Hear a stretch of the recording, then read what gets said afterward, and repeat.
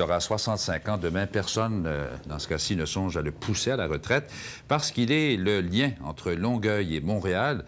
Le pont Jacques-Cartier est tout encombré qu'il soit aux heures de pointe, ce pont qui est encore indispensable.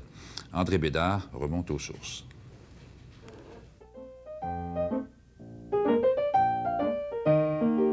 Au début du siècle, un seul pont relie Montréal à la rive sud du Saint-Laurent, le pont Victoria. En 1924, le gouvernement fédéral annonce la construction d'un nouveau pont.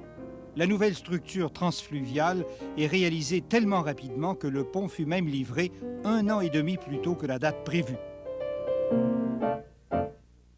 Et c'est le navire Duchesse de Richmond, propriété du Canadien Pacifique, qui a été le premier navire à passer sous le pont, le jour de son inauguration, le 24 mai 1930. Jean Melville Rousseau avait 12 ans à cette époque.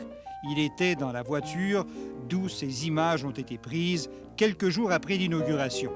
Il y avait aussi 2 voies de chaque côté pour les tramways de Montréal, à sens unique, mais les rails n'étaient pas posés. Curieusement, le nouveau pont a porté plusieurs noms. Le pont de la Rive-Sud, le pont de Longueuil, le pont Bridge, mais surtout le pont Croche. Pourquoi? Parce que le propriétaire du terrain où devait se terminer la descente du pont à Montréal, le fabricant de savon Hector Barsalou, avait refusé de vendre son terrain, ce qui a obligé les ingénieurs à redessiner la sortie, créant ainsi une courbe dangereuse qui existe toujours d'ailleurs. Finalement, c'est en 1934, à l'occasion du 400e anniversaire de la découverte du Canada par Jacques Cartier, que le pont prit le nom du découvreur. Au fil des décennies, peu d'événements sont venus troubler ce colosse d'acier, sauf peut-être le scandale des percepteurs qui détournaient les droits de péage à leur profit, de même que les travaux d'agrandissement lors de la construction de la voie maritime.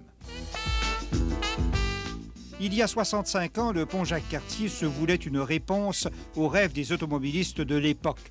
Aujourd'hui, on peut se demander si le vénérable pont Jacques-Cartier n'est pas devenu un cauchemar pour la génération qui l'utilise maintenant. Un reportage d'André Bédard.